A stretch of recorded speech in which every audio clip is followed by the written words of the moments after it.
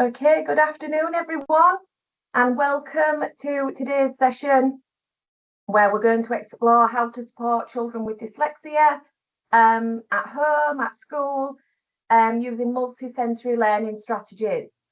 By the end, you'll hopefully have some practical ideas that you can try straight away. So my name is Samantha Buttle and I am Head of Teaching and Learning at Dyslexia Sparks. I have been with Dyslexia Sparks since September 2016, which is when we set the charity up. I was one of the founding members of the charity. My role as Head of Teaching and Learning is I am a specialist teacher, but I am also an assessor, so I do diagnostic assessments for dyslexia as well. And I am myself dyslexic, so I like to think I've got some inside knowledge and feelings on what some of our children might be going through, and their thoughts and their feelings on things as well. I'm not going to spend too much time on what dyslexia is today because we just haven't got enough time. But to talk about what dyslexia actually is, will feed into what we want to talk about multisensory learning and around multisensory learning within that. So the origin of the words is dys for difficulty and lexis is the language part. And its early definition was always around difficulties with words and language. It was also called word blindness a long time ago. There's been lots of variations of its name and its origin. We have got a more modern definition of what dyslexia is. So the one that I've got on there is from the Rose Report, which was in 2016, and we have got an even more up-to-date definition of dyslexia, which mainly impacts the assessment process of it and how we identify it and assess for it, rather than describing what it is. So I've kept the Rose Report definition up there for now. But as I say, we are in the midst of a new definition at the moment. So lots of things are changing in the world of dyslexia right now. So breaking that down to what does that actually mean? What does dyslexia mean in terms of in normal language? So it is how a difference in how we process written language. It's also how we process sounds and things like that. That's called your phonological awareness. It is not linked to intelligence. So often children, hopefully a long time ago, were told things like they were thick or they were stupid or they were slow. That is simply not the case. Dyslexia does not impact your intelligence. And there's so much evidence out there to say that with the right support, children can make progress, they can develop, and they can continue, making good progress and developing the skills that they maybe find a little bit more difficult. The other areas that we see impacted are short-term and working memory. I think that's often missed when we're talking about dyslexia, the memory side of things and the huge impact that can have on our learning. And also speed of processing as well, how fast we can process given information, particularly new information. So that is a very quick whistle-stop tour of what dyslexia is, because that's not what we're here for today. But just wanted to talk about how those difficulties might impact and what sort of things we might see. And again, I'm not going to spend too much time on this, but these are sort of the things we would expect to see with somebody with dyslexia. So difficulty with remembering words. It can be quite frustrating as a parent or as a teacher, where they can read a word on one page and then they turn the page over and see the same word, and it's like they've never seen it before. It can look like a brand new word. So difficulty with remembering words. It's not to say they cannot read, and this goes, across all spectrum of ages, but reading can sometimes be slow and quite effortful.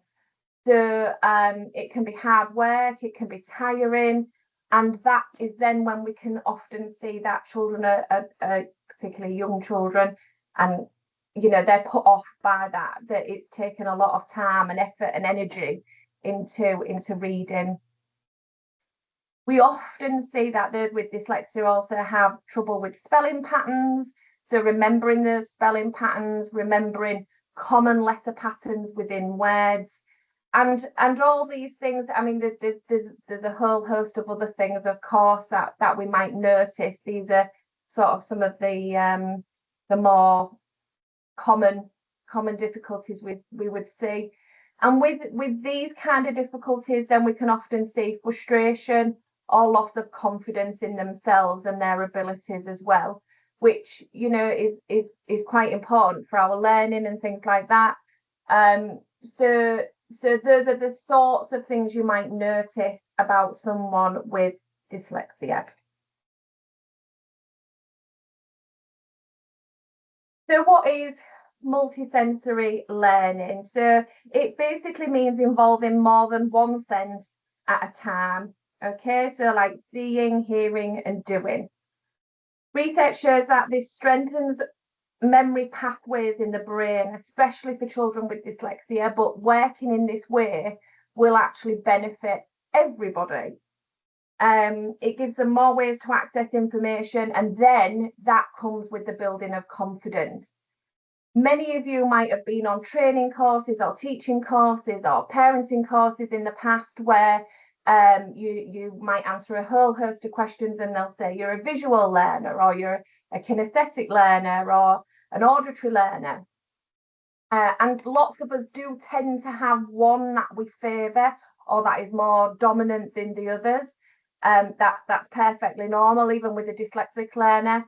However, including all those senses, or as many as we can in the activities we do, builds those memory pathways, which improves the recall and the memory of those things that we're trying to learn, or what we're trying to teach somebody. So a really good, simple example of this could be if I asked you, all of you on here, to tell me dyslexia training. Sorry, was there a question there? No? Okay, sorry. So a really simple example that we could do is if I asked all of you now to sit there, and if I asked you to describe an orange for me. So if you spent a few minutes thinking about how would you describe an orange? So if we did this with children, they might think, well, it's round and it's orange and it's broken into little pieces and things like that. If we then changed that activity and we gave them an orange to hold in their hand, they might describe the waxy dimpled skin. They can feel it with their hands. They're getting hold of that texture that they might not be able to imagine without having it there in their hand. They might also then talk about the smell, the citrusy freshness, okay, and the fragrance from the oils in that when we started to peel an orange. So when you have something there in front of you that you can hold, that you can touch, that you can, you don't have to imagine because it is there, that can really help improve writing, descriptive language, all those kind of things. They might talk about the skin tearing rather than just peeling. You peel an orange before you can eat it. They might talk about tearing of the skin into small pieces.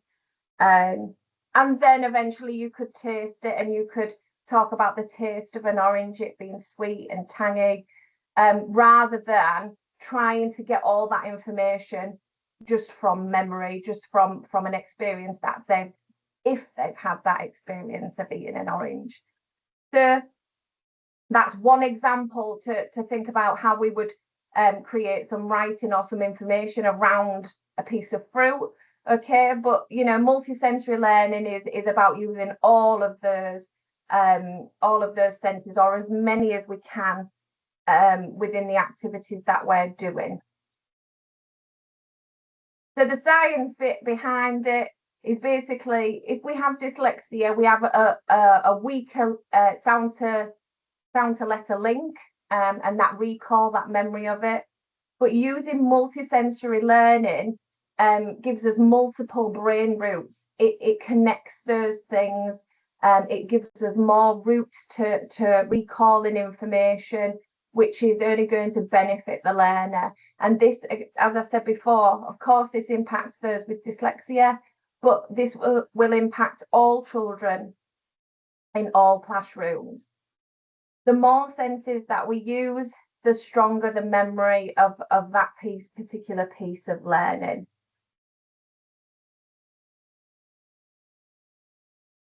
So I'm just going to think a little bit about some reading strategies. Okay, so when reading, if we combine movement and touch, for example, children can trace words in sand as they read them aloud, or even individual letters. It doesn't have to be whole words. That can start to make more of those connections. So when we're saying it out loud, we're doing it with our hands, we can hear that sound. It can be salt, it can be shaving foam, it can be anything that you've got, glitter, anything that you've got in your house or in your classroom. All those things can add those routes, those pathways to supporting memory. We also use, in our teaching, we use a lot of Play-Doh and things like that. All right, so sometimes this is confined to early years and maybe year one at schools, but the evidence shows that using these with the children that need it, and using it through essentially some play, will support those learners that are a little bit older than that as well. Reading together can be really important. So I'm not saying that if you read with your children, they will automatically pick it up. We know that doesn't happen. Lots of parents who have come for assessments with me have said, you know, we read to them from a young age. It's not about you reading to them necessarily. That's why they're dyslexic or anything like that. So, but reading together can support those reading strategies of enabling them and encouraging them to read. So by reading together and swapping parts of the books, or swapping roles, taking it in turns, can take the pressure off a young person who is learning to read or trying to read. When children are being read to, if they can also see the book, so if you are reading it to them, they are looking at the word, they are hearing the word, and they're following the words with you. That's still building that multisensory way of reading, of learning. And vice versa, you know, when they're reading to you, encourage them to follow those words and things like that, and show that you are doing the same with them, and it's modeling that behavior. This goes alongside using audiobooks as well. It doesn't have to be you as an adult or a parent or a teacher. Audiobooks are fantastic for this as well, but using it alongside the print. Audiobooks do bring lots of benefits on their own. Again, they take that pressure off reading, and the children can hear the stories. They're thinking about sentence construction and vocabulary, and learning all the different sort of words that they might want to introduce to their own writing. But to support the reading side of it, having that print alongside of it and being able to follow that, hearing those words as they read along, again, is really, really important, and having those two things together. Other really simple reading strategies that you could use at home is playing word hunts, sort of sticking words around the house, around your classroom, asking them for a word and they have to go around and find them and track them down. That's where they get their movement, they're moving around, you've read the word to them, they're hearing it, and then they're going and seeing it and finding that word. And we're building up these pathways. So these simple activities can be done in a number of different ways, excuse me, to help support that and support that reading, but doing lots and lots of things out loud. Lots of dyslexic children and adults are very reluctant to read out loud because they are frightened of getting it wrong.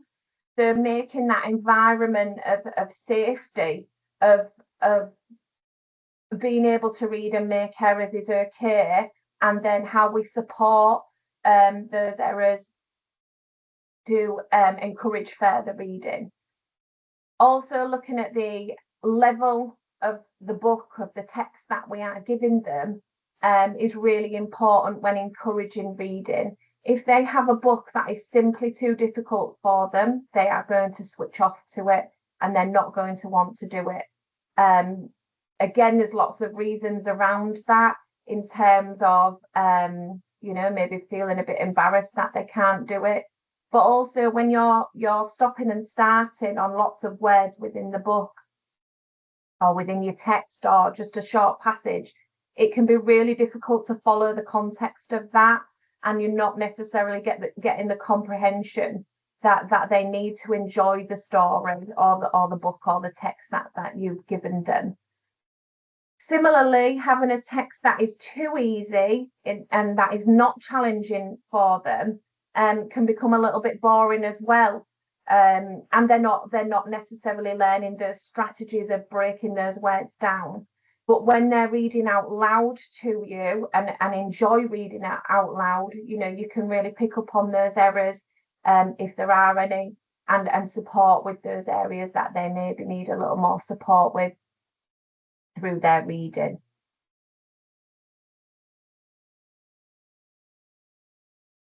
In terms of multisensory support with writing, so for writing, it's all about making it physical and playful, using different colours, different movements, different textures can also reinforce spelling patterns as well.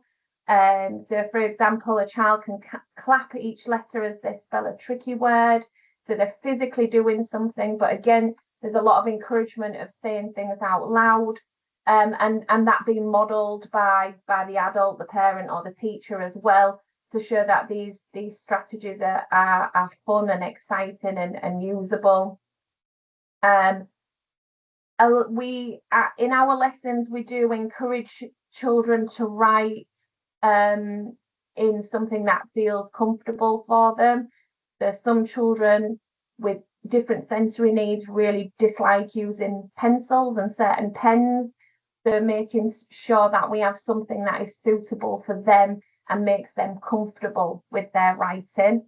I'm a really big supporter of doing anything fun, especially if it's at home, so anything where they don't necessarily feel like they're sat down at a table doing handwriting practice, for example, but playing with all these other things, but still spelling words, making their name, things like that, depending on what they need those supports for, and doing it in different ways so that it doesn't feel like they're doing more of the same thing that maybe hasn't worked for them in the past.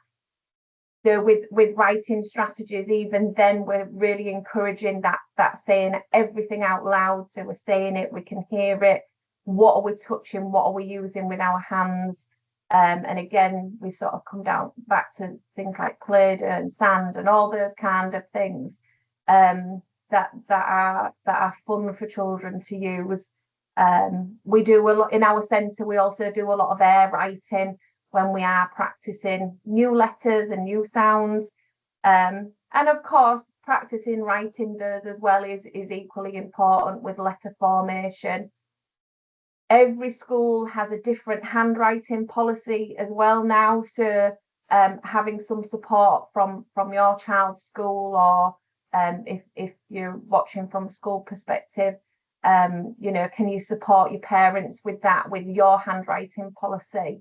I know that is something that's become quite important over the last few years now. And it's not necessarily the same as how they were taught as well. So having that support between school and parents, you know, I know even with my own children, when I was doing handwriting, they're all a little bit bigger now, but you know, they would say, I'm not allowed to do it like that in my school, with certain letters and how they form them. Certain letters they join and don't join. So having those clear conversations between school and home can be really valuable in everybody helping support the handwriting side of things. As I said at the beginning, I do feel like memory is often sort of overlooked when we talk about dyslexia. We talk about reading and we talk about spelling an awful lot, but the memory side of things is often very much a difficulty for dyslexic learners as well. So there's lots of fun ways that we can use, different things we can use to support memory. Using rhythm and rhyme and song. Now, for some dyslexic learners, this in itself is difficult. So part of your phonological awareness, having difficulty with knowing what we're hearing, that rhyme and hearing those sounds in words. So using rhythm and rhyme and song can help with their phonology, with their phonological awareness, which is only going to help with dyslexic learners as well. But songs, you know, my children sang songs about the continents, about the months of the year, all those kind of things that can support in remembering parts of information. I only do have one little just pause for thought of that, is ensure they know what it is that they're singing about and what that associates to. So we often get children who come for tuition with us, and when they sing the alphabet, which is something we teach from very young and we encourage, we get to that middle section of the alphabet and we have Elemena. Okay, and lots of young children sing it as Elemena in the middle, and they don't know what that means. So if I said to them, what letter is Elemena? They don't know that those individual letters correspond to those sounds. So while, you know, songs and things are really helpful and really important and can help dyslexic learners in lots of ways, we do need to be really careful that they understand what it is that they're associating those things with, especially with the alphabet. It's just one that I see all the time. But yes, so to support memory, those are a fantastic way of supporting that. Using flashcards, so this can be used from really young children who are learning phonics right up to students that are doing their GCSEs. Flashcards with too many words on it can be a little bit daunting, particularly for a dyslexic learner. And it's thinking about what those flashcards are going to be used for. The pictures can be really helpful. If you've got a budding artist, let them design their own, but they might need some support and help with knowing what sort of words and phrases and things to put onto those cards. There may just be small prompts. Older children don't always know how to do those skills without extra help, without extra support. So again, that can be from a parent or a teacher. But those flashcards can then, with us having that visual picture to associate information to, if you're an exam and you think about what that card looks like and the picture you had, what text did I have on there? So that multisensory, you know, we're seeing it, we've maybe read it out loud. We're bringing all those senses into our revision then. And as I say, even with really young children, you can do that. You could have a sound on there with a picture that associates to that sound. ensuring that those have a purpose. So if that person has difficulties with handwriting, they maybe won't want to handwrite those flashcards themselves. The act of writing that information out can really be helpful for some people. But if they can't read it back afterwards, it's not giving us the value that it needs. So again, some support around those things may need to be adjusted for each individual and the learner or the child that you've got with you. Mind maps or doodle notes are very much the same as flashcards for me. They can be so valuable, particularly if they are made by the person that is using them. I worked with a wonderful student yesterday. She is in year 11 and she started some revision for Romeo and Juliet. She made the most beautiful mind maps. Her creativity really shone through on it. She had quotes highlighted in one colour. She had different parts of the story, how that character progressed in another colour, and she would sit and talk about each of them. She would read those quotes out loud. We also put some pictures of the characters themselves. We found some online that she felt like would associate with her mental picture of those characters. She didn't want to draw them. So again, we're using that multisensory. She'd written them. We put pictures in there. We talked about them. We talked about the characters, and we listened to those quotes and parts of that text, reading it back and forth. So that's at the sort of upper end of the school. But again, for younger children, similar things can be done with things like ordering a story, planning their own story. So when students have got some really great ideas about writing a story, but they maybe get partway through and they've forgotten what they wanted to happen in their story or what was going to happen next. You could make little doodles or a mind map to plan that out first of all, so that they've got something to refer back to. Again, that can include their own pictures and things like that, or you can help support that with additional pictures that you've provided for them. With regards to memory and supporting memory, a big chunk of our teacher training talks about regular reviewing. So doing whatever activity we're doing, stopping frequently, reviewing that, talking about that, and then going back and building on the small steps that we've made.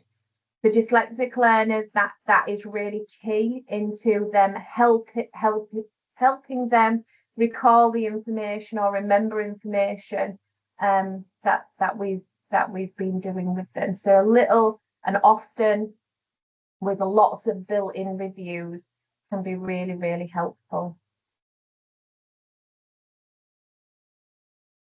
I have touched on some of the strategies for older students. So some of those early things that I talked about were maybe, some of you are maybe thinking, my students are a little bit past those things. So again, I've mentioned audiobooks on here. So listening to text, particularly if they are difficult texts that they haven't come across before. So audiobooks can be fantastic for things like that. They can also hear the different voices in a lot of audiobooks if you get a really good narrator, which really helps with distinguishing between the characters and things like that. But in terms of other digital tools, there are so many things available now for supporting dyslexic learners. Obviously is what our focus is, but they will support a lot of learners, not just those with dyslexia. Speech to text software has been around a long time, and there's lots of variations of it. Some are very expensive and are quite difficult to set up and access, and things like that. But if you have Word built into your computer, there is a dictate facility now, which is already built in. It is part of the Word program. You can tell your computer to dictate, and it will dictate whatever you speak to it. So we're taking away that difficulty of handwriting if they've got those sorts of things. It can also help support with the memory side of things, because they're not because they are able to get their ideas out and things like that. I will try and be honest where I can. There are downfalls to all of these things as well. So it's finding what works best for your child or your student. I love speech to text software. I wish I'd have had it when I was younger. It's really enabled me to do a lot of things that would have taken me far longer. It does not like my whole accent. So there are words that I have to go back and very carefully check and change. So it doesn't take away every ounce of difficulty, not at all, but there are positives there in it. When you've used your speech to text technology, again, lots of programs out there now will read it back to you. So when that's read back to you or your child, your student, and they can hear that text being read, they often can hear if they've missed words out, where should my punctuation be, and they can go back and edit that information that they've already put into a document. So the digital tools are fantastic. We also have a lot more available to us in terms of reader pens. Scanning pens are very good if you want to, if there's just the odd word in text that your child struggles with, it will read the word out loud for you. So again, you can see that word, it's reading it for you, you can repeat it back to it. And then another sort of reading support for older children, which is really beneficial, is called Orcam. And Orcam is slightly different technology to the scanning pens. Orcam I would recommend for those that have more significant reading needs. It reads longer passages for you.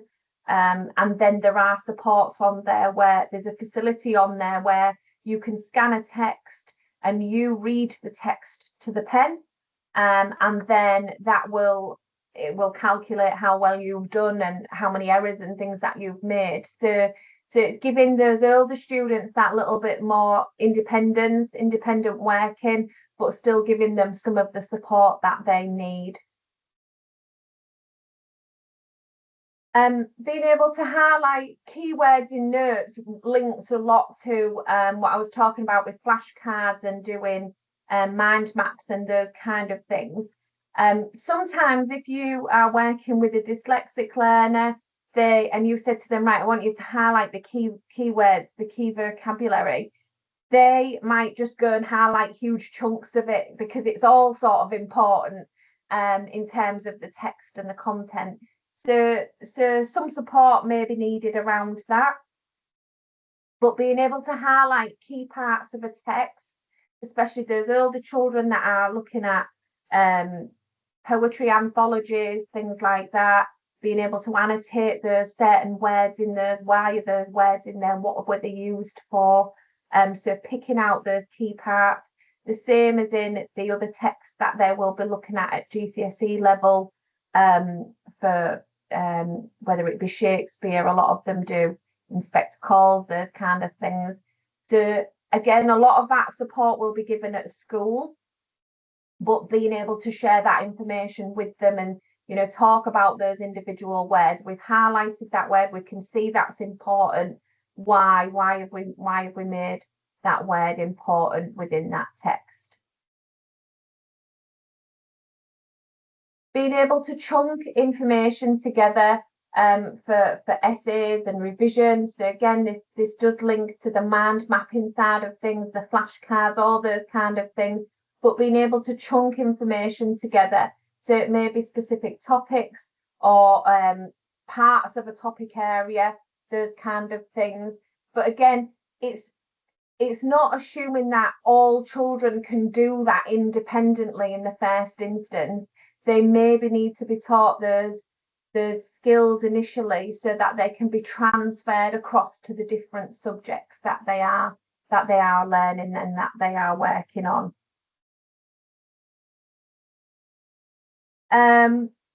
Presentations and visual prompts, again, practice is always going to be important for anything we do and anything we learn.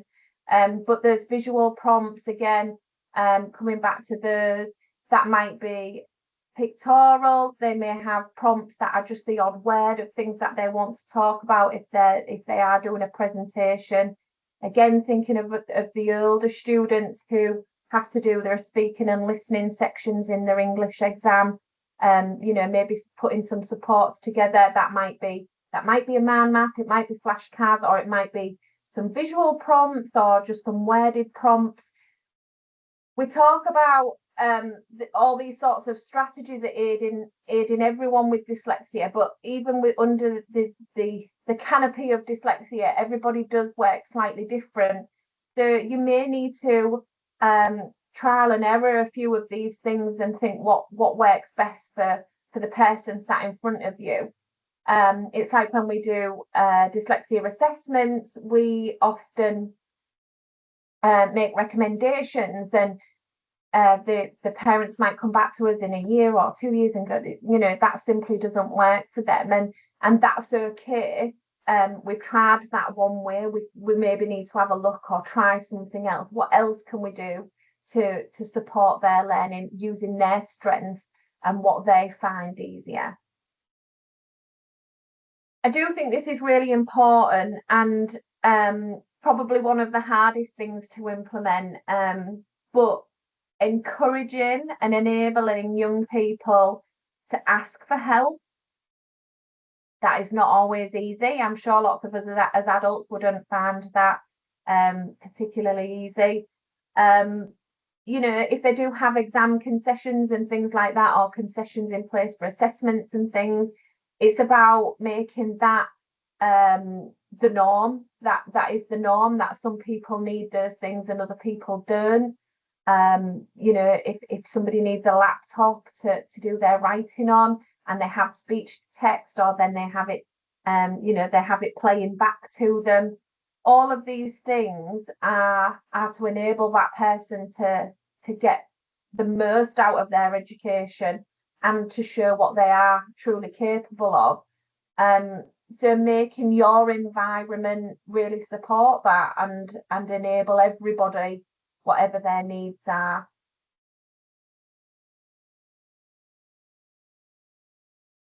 Carrying on from that, it is about confidence.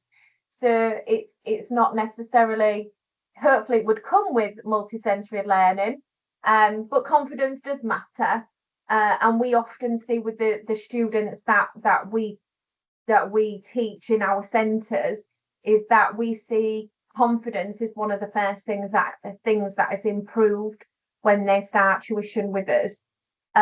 It's not about being perfect and reading every word on a page right, but if you can see that they're working really hard, that they are trying, they're using the strategies that you've taught them, they may be more willing to do something that maybe they haven't been in the past, particularly reading.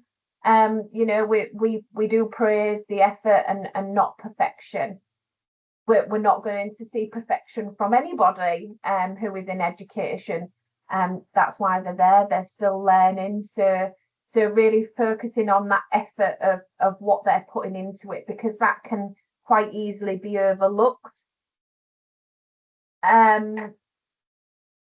Those with dyslexia can often feel different or disencouraged because of the things that they find hard. So celebrating the small wins.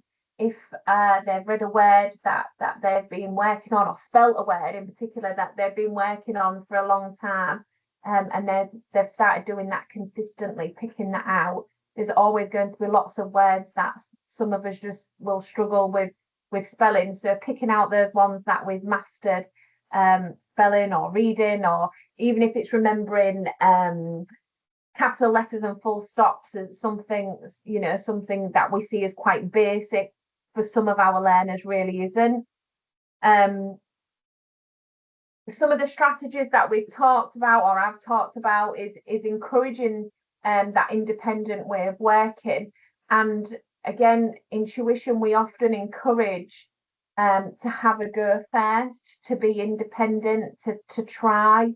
And then if they do need support, we are right there. We are there to do it with them, but enabling them to have that go on their own, and sometimes to see the shock and awe on their face that they've done it, can really go a long way. We often know our students can do far more than they give themselves credit for. So for us to be able to give them that environment to be able to do so is really important.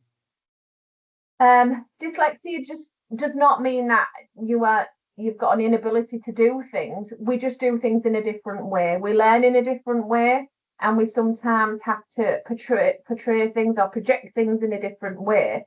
So a lot of that has to do with environment, but also encouraging those ways of working. What works best for your child, for your student? Do they have to say it out loud? Encourage that process of talking out loud. Let them listen to others read. Let them listen to let them listen to text and things like that in different forms, and taking away some of that pressure from them. For example, making them read out loud. I would hope in this day and age we don't have people who are still made to read out loud if they choose not to. Because if you speak to a lot of adults of my age who went through the education system where they were made to read out loud, and the humiliation and things that can potentially bring with it, or the fear, does not make a learning environment which is safe and supportive as to where they can trial these other ways of working that are going to work for them. I've just put some really quick parent tips in here, for what I think are the key points of doing things with your children at home. If your children come home and they're absolutely tired out from working hard all day, they're maybe not working to the same level as their peers, but it doesn't necessarily mean that they're not putting in the same amount, if not more effort than them. So anything you want to do to support reading or spelling or anything else with your children at home, is to keep it short and playful. Anything you can do with them that is fun, where they don't always necessarily think, oh, I'm sat down here and I am learning my spellings today. Sometimes doing them in this different way just frames it different, and they can see the fun, and then they also get to see the positive outcomes of that as well. Keeping it real to real tasks that they would have to do. Not everybody is going to be a creative writer. And if they don't enjoy it, they will certainly not enjoy being made to do it at home. But real life things that they will need to do as they get older. They might make shopping lists, they might read recipes, they might have to write a time scale for the day they're going on holiday and where they've got to be and when and what they're going to pack in their suitcase. Anything that's real, that is usable, that they can transfer to other things. Modeling reading and writing, this can be really difficult as a busy parent in a world where we all have a million things to do. We all work, we all have, our children probably have a better social life than us. But showing them that reading is important, and so is writing. If you as a parent struggle with reading and writing and you talk about those things, can be really beneficial in terms of how you've overcome them. If people say, oh, I'm rubbish at that because I'm dyslexic, I can't spell because I'm dyslexic, and your child is then dyslexic, they will feel like that is the way it is, and it doesn't have to be so. So being kind to yourself, but modeling those behaviours as well, and showing them that it is okay to make errors and make mistakes. Staying positive, again, it's not always easy. I'll go back to my favourite example of when you're reading with your child and they read a word on a page and they turn the page over and it's like the same word is like they've never seen it before, can be really frustrating. if it's frustrating for you as an adult listening to that and watching that, it's just as equally frustrating for your child. So staying positive and encouraging. If anything that you are doing starts to bring tears or upset or anger from either of you, it's time to put it to one side and come back at a different time. That battle at home for homework, it shouldn't be there. That even if we can make adaptations to how homework is done, please speak to your school about that. I'm sure they will be supportive in terms of, can they voice record it? Can we do a mini video rather than writing it down? See what other options are there. Lots of schools have got different platforms now where you can share information from home to school. So there may be ways that can be communicated across emails and things like that, in terms of videos or written on a computer or something, rather than things being handwritten. I know some things will have to be written down, and I'm not saying that this is, I'm saying I'm a magic wand. I'm not. It's just thinking about how we can potentially do things differently to stop that homework becoming a battleground. In terms of what's next, so we, on our website for Dyslexia Sparks, we have lots of resources on there that you can use and you can have a look at with your children. A really exciting one is the Dyslexia Sparks blog that was released just before the summer in terms of dyslexia friendly books, encouraging reading.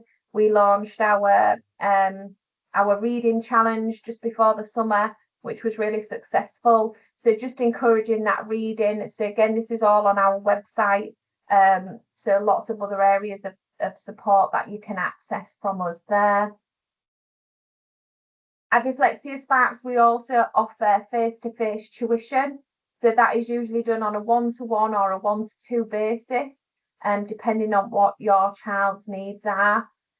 We would then use that multisensory approach to all aspects of our learning, particularly focused on literacy and the literacy skills, so looking at reading and spelling strategies.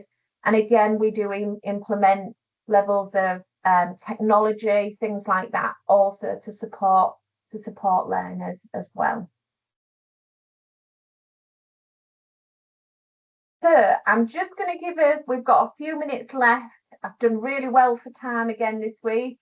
So I'm just going to stop my recording first, but thank you all for attending this afternoon.